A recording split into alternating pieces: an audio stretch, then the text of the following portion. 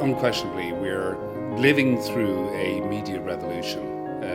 The media have always been pretty much at the forefront of change. It's very much a technology-driven sector. It's all about keeping up with the latest changes and developments in communications technology and keeping close with your audiences and where they are. But the pace of change now is really something quite phenomenal. Perhaps taking a longer term historical view, the digital revolution that has overtaken aspects of of every corner of the media industry. You could say the elements of this were in place from the 1980s onwards. The technology was certainly well developed. This is in terms of the growth of an infrastructure that will give rise to the World Wide Web, and the digitalization of communications processes of print production, of transmission, of broadcasting. All of the groundwork was laid there. But in terms of the perhaps evolving business models and the development of an industry that is fundamentally based around networking, around interactivity, around ease of access and so on. That has taken time to come to fruition, but very much right at the heart of the whole media proposition at this stage. I think what it means for almost any media company is that there is no company that is not also a digital communications company. Regardless of where you are in the media business, you're an established print newspaper title of hundreds of years standing. You're still in the digital media game. For radio, the oldest broadcast medium, radio today could not exist by being its established model of one-to-many broadcasting system. It has to be interactive. It has to be socially based. It's got to use all of these different facets of digital technology, and that goes across the board in terms of all aspects of professional media communications. We're all digital communicators in one way or another.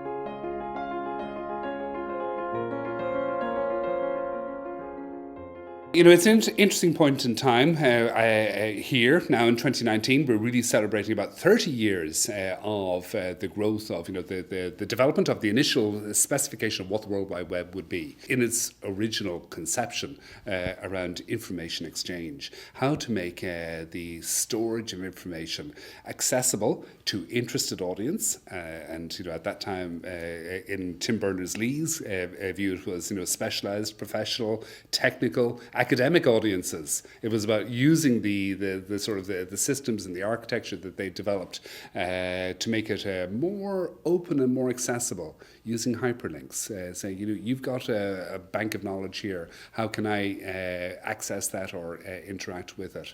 So he laid down the architecture, but yes, for sure, it was on the basis of an open commons that would be made available on a fair play basis, and that it was based on principles of communities of interest exchanging material that they knew would be of value to others.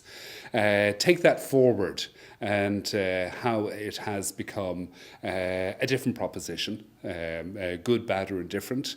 It is one based on commercial exploitation and development of more proprietary business systems, and development of a whole range of services and products that work on the backbone of an architecture now, in which we, the users, the internet generation, are both something of the product, but we're the essential data that flows through the system and that can be monetized, that can be valorized, and become the basis of a new type of business process and a business cycle.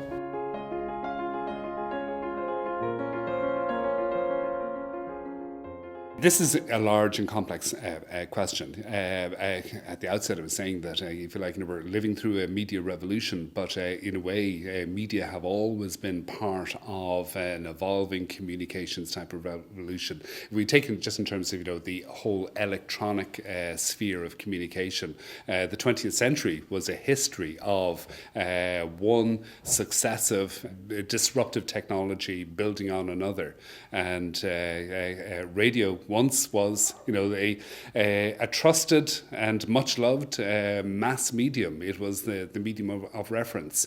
And think of how the television model, very slowly, but the networks that grew around that and the building of a consumer audience, really undermined and changed that entire dynamic.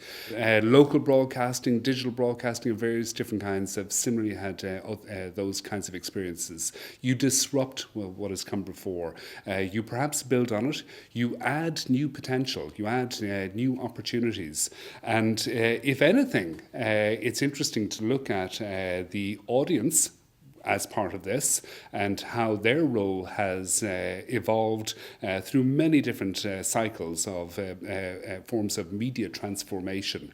As media scholars often like to think that all powerful media were not necessarily in the interest of the public or public audiences.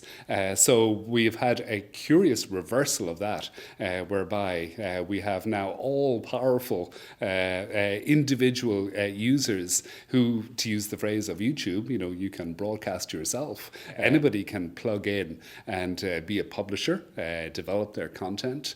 There's an extraordinary leveling of opportunity in terms of the ways in which very dispersed audiences can connect with one another. You've got to look at that sort of in an abstract and hypothetical fashion and say, my goodness, that's an extraordinarily powerful process of communication available to humanity on a global scale, which exactly is what it is.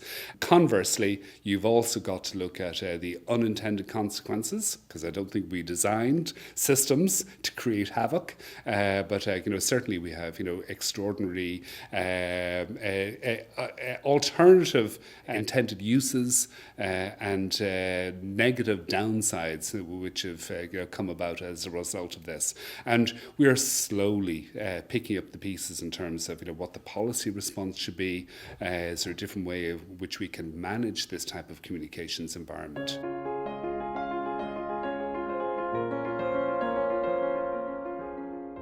Well, let's take the social media universe, which is of extraordinarily recent origin. Facebook, YouTube, various different services like this. They hail back to 2006 really at the earliest. There were a few individual, MySpace and so on. Various different services have come and gone, and clearly some have actually risen to the position of being globally dominant. But in terms of that, they're really a very short space of time. We're into sort of the second decade of evolution, and that in itself is quite a phenomenon. The basis of it, though, is that it was able to harness the potential through the web and through internet connectivity to be able to network individuals, to connect with their contacts and their friends, the links within their social network, which would further interconnect with ever increasing circles of connections between people. So there you have the web, evolving through this process. Social media as a construct puts in place a top layer of technical facility for interactivity and communication. And that's really what it's doing. It's providing, the opportunities, the nodes with which we can connect with others. It doesn't really do anything else than that. And it uses ostensibly the cover that, it is not actually publishing content. It's not actually creating any particular form of communication. It's allowing people to interact and connect with one another. So we have lots of different services, that do this, and all the household names have perhaps a slightly different take on that. There's the machinery, there's the architecture that evolves with this type of social media ethos and the potentiality of the technologies themselves. What happens after that, and particularly as these have become dominant, and in terms of, particularly on a global level, where they are truly transnational, it's beyond the ability of, any one jurisdiction, which could previously perhaps license the technology, set the rules of the game, and in terms of, set down particular parameters by which an operator provides that service. I'm sorry, but unfortunately that's gone beyond that. It's not within any one jurisdiction. It uses, very much transnational forms, and you're reliant on the providers and the operators of these services to set their own rules of the game by which they will govern behaviour, activity, and connectivity that happens through their services. So we are at a stage where there's been an ongoing sort of push and pull between the interested forces of government, to say it the broadest level, but in terms of regulatory influence, both nationally and through intergovernmental and transnational forces, to try and work with industry, or to set ideas in play in terms of how industry might leverage the best opportunities and minimise the kinds of problems that result from this. How far are we along this journey in terms of developing solutions to what would be, let's say, something that we all aspire to, using technology for good, harnessing the power of communications that we break down barriers. We're probably at an early stage, it must be said, and I think that's been some of the public pronouncements, from many of the global giants, that it is at a stage where we're not quite sure what the solutions are, because this has become very big, very powerful, and will require quite detailed working through, because you can try and put in place strong regulatory solutions, but they could have extraordinarily other, if like again, unintended consequences that could be tantamount to censorship, or could stifle innovation, and if you like, put a real break in terms of what has been achieved through the digital revolution.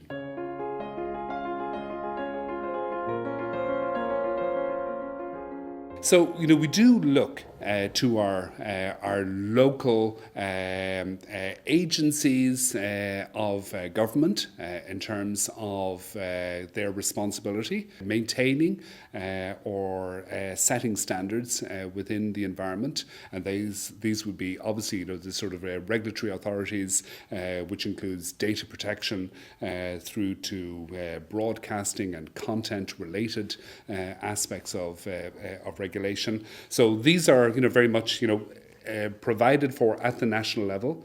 We are very much within a European environment, and we work within a digital single market. So this is one that very much conforms with European standards in terms of communications regulation. As citizens and as users, we have a legitimate expectation to look to such agencies in having a measure of control and influence in terms of what happens.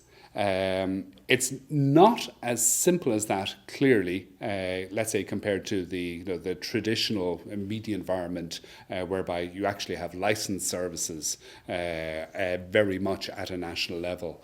But there certainly are areas of control and influence that are at play here.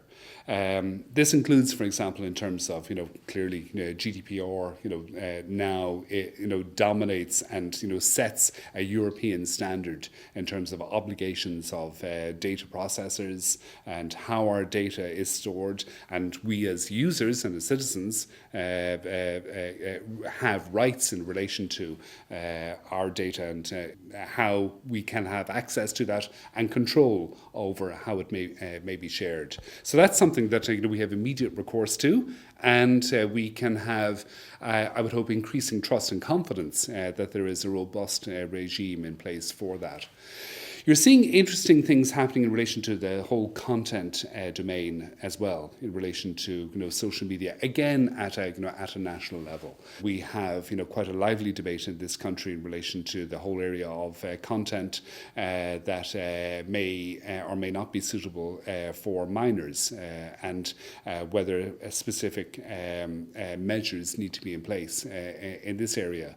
So I'm a member, for example, of our National Advisory Council for online safety, and this is one where we engage with policymakers, but including industry in terms of their services and the measures to protect as well as empower their users in relation to accessing content by young people.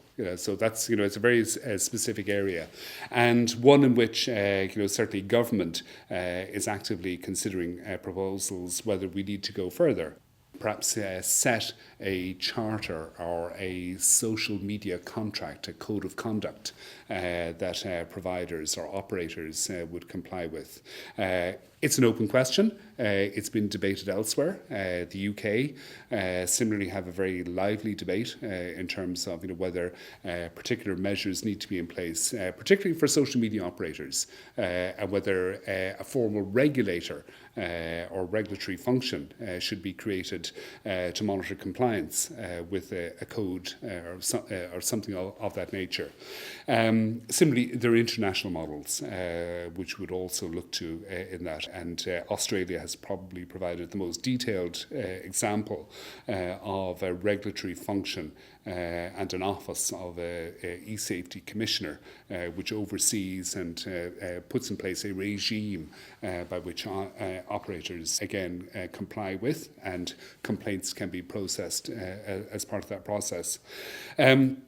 So these are options that we're looking at and looking to build on, and comes from perhaps a background whereby, to some extent, it's often said that the online industry and social media in particular self-regulates. It answers only to itself.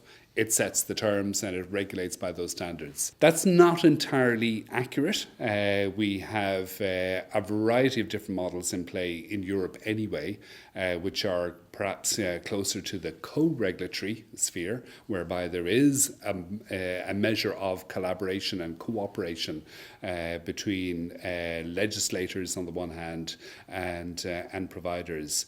But at a point in time, and given the scale of and the degree, I suppose, of significance in our everyday lives, there is certainly an appetite to move that forward and to have greater clarity in relation to the responsibilities of different agents at play here. And so that's currently, as I say, a question which is open for consultation, and government has given an indication that it will bring forward legislation based on this kind of deliberation, and perhaps move it into more of a co-regulatory basis, or perhaps even institute some form of formal regulation of the sector.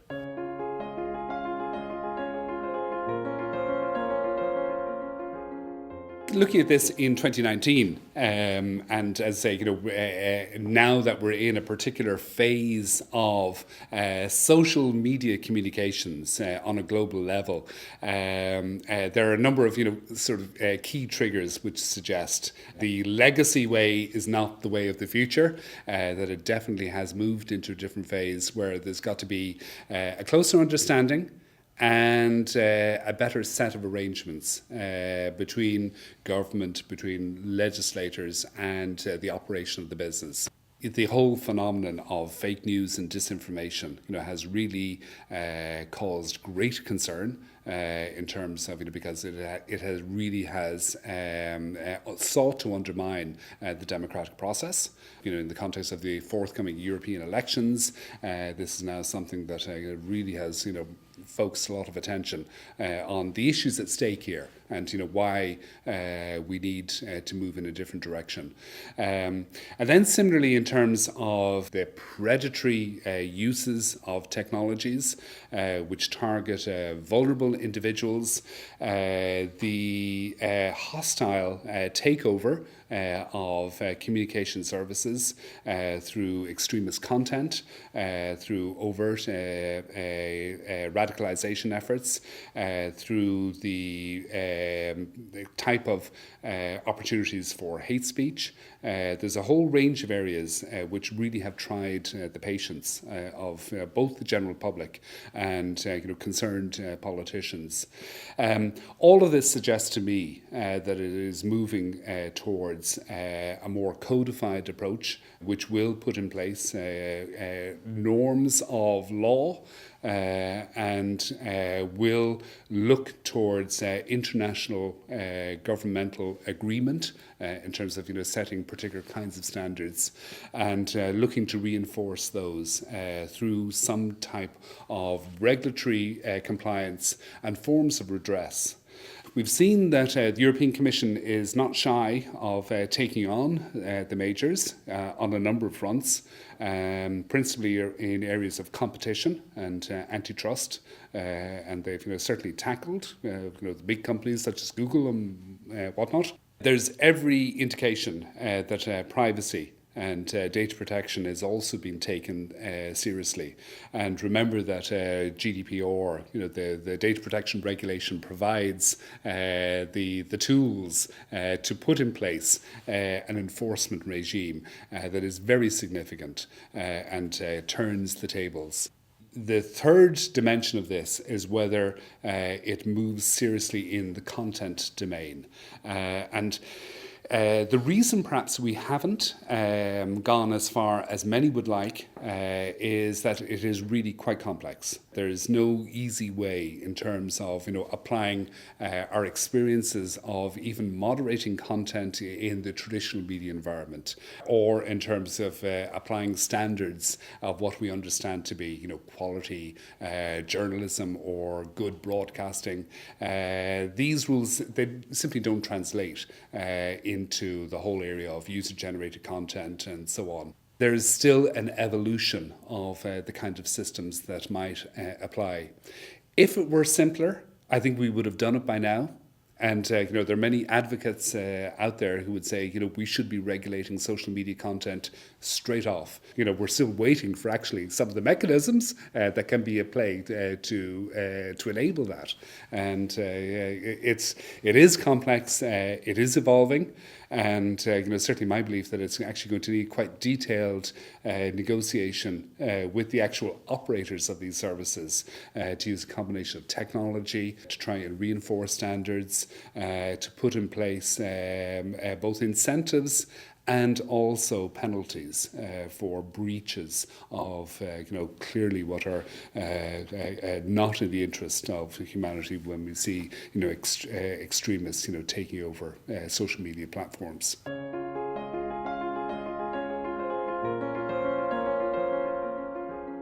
Now, I am confident that we can make progress within this, and it is partly because, on the one hand, we have all benefited greatly from technology progress, and the gift of the internet to the world has created extraordinary opportunities. Advanced societies could not function without reliance on the backbone of the services that we currently have. There's no question about turning the clock back on that. It is absolutely integral to our way of doing business, to our productivity, to our production models for the future.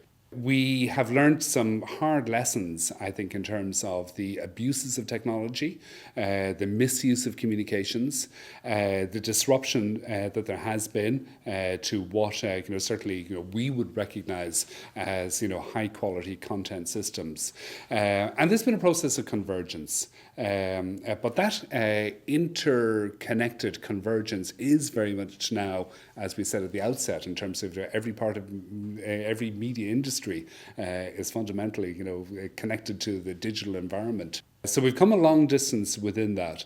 And I think at this stage that it's been recognised, particularly within our European environment, which has the major influence in terms of how we approach these matters, that important lessons have been learnt, that there is now an accumulated wisdom, and there is a certain degree of trust that the major global players will play ball. And that they will come to the table and they will agree joint processes about how we take this forward and try and put in place standards to preserve what is best in current digital technology.